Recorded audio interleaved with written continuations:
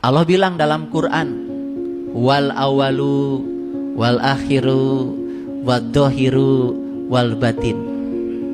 Dialah yang awal, dialah yang akhir, dia yang dohir, dia yang batin.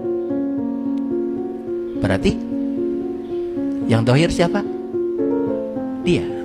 Yang batin siapa? Dia. Selama ini kita tahunya Allah itu goib. Padahal Allah bilang, yang goib aku, yang batin, yang dohir juga aku. Bagaimana kita bisa meyakini Allah kalau sampai sekarang masih goib? Sedangkan Allah bilang, yang goib aku, yang nyata juga aku. Berarti Allah itu yang nyata dia, yang goib juga dia. Berarti sesungguhnya Allah itu sebetulnya baru bisa kita yakini kalau kita sudah merasakan kenyataan Allah dalam diri kita. Baru dohir itu. Nah, setelah kita bisa mengimani yang goib itu betul-betul sudah diimani, dan kita sudah membuktikan bahwa yang goib itu nyata senyata-nyatanya, dan kita merasakan kehadirannya dalam diri kita. Bahkan kita tidak merasa terpisah satu detik pun. Dia tidak pernah tidur, tidak pernah ngantuk. Nyata senyata-nyatanya. Saya mau nanya, napas nyata? Karena kehadiran napas kita bisa melihat nyata. Karena kehadiran napas kita bisa mendengar nyata. Karena kehadiran napas kita bisa bicara nyata. Kalau kesadaran sudah sampai di situ, oh, yang dohir dia, yang batin dia.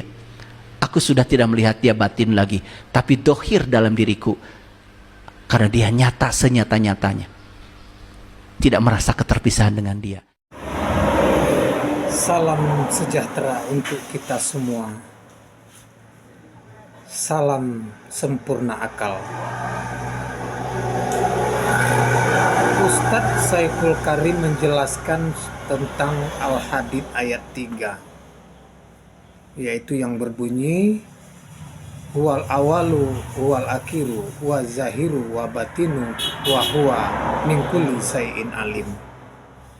Dialah yang awal, dialah yang akhir, dialah yang zahir, dan dialah yang batin. Sungguh Allah Maha mengetahui segala sesuatu. Cara Saiful Karim memahami ayat itu hampir sempurna, 90%. Tapi cara pemahamannya tidak dapat. Dia mengatakan bahwa kita dapat merasakan kenyataan Allah dalam diri kita. Padahal dia sendiri mengatakan dialah yang zahir, dialah yang batin. Dialah yang nyata dan dia juga yang gaib. Jadi kalau nyata itu semestinya dia tidak bilang merasakan kenyataan Allah, tetapi dapat dilihat. Nah, ini yang gagal disampaikan oleh Ustadz Saiful Karim. Padahal begitu jelas dalam surat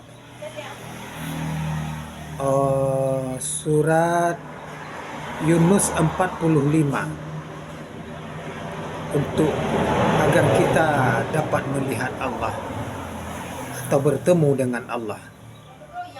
A'udzubillahi minasyaitonirrajim. Bismillahirrahmanirrahim.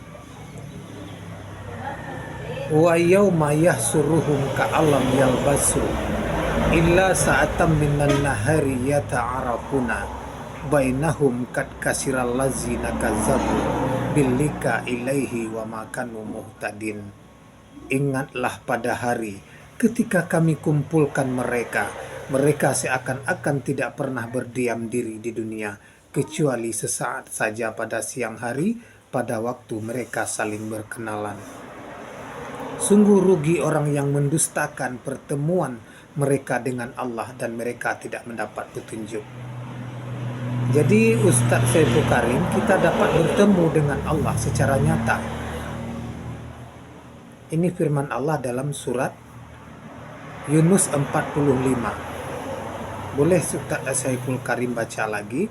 Semoga saja video saya ini dapat dilihat oleh Bapak Saiful Karim agar dapat lebih menjelaskan lagi detail tentang Allah. Allah itu dapat dilihat.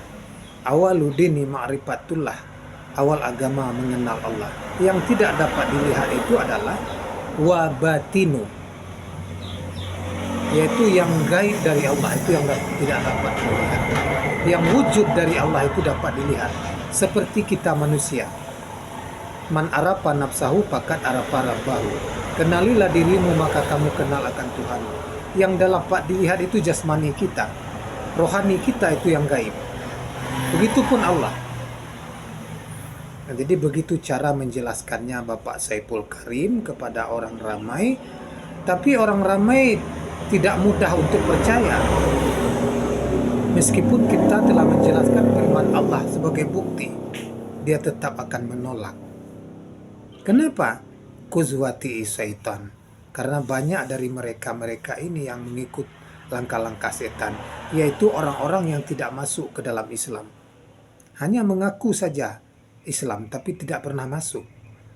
Jadi orang-orang ini yang mengikuti langkah-langkah setan, yang akan menentang kebenaran Allah.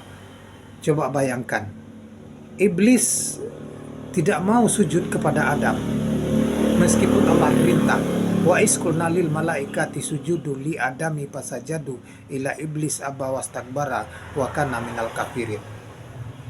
Allah telah memerintahkan kepada para malaikat, sujudlah kepada Adam, maka mereka pun sujud. Kecuali iblis, dia menolak dan menyombongkan diri, maka dia tergolong golongan yang kafir. Jadi iblis itu memang ingkar. Meskipun Allah ditantangnya ataupun dilawannya, dia nggak mau. Dia hanya mengikuti kata hatinya.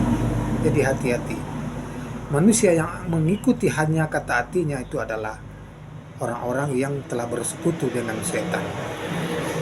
Saudaraku yang aku cintai, awaludini ma'rifatullah, awal agama mengenal Allah. Kenali gaibnya, kenali wujudnya, dan dapatkan agama darinya secara nyata. Terima kasih atas segala perhatian.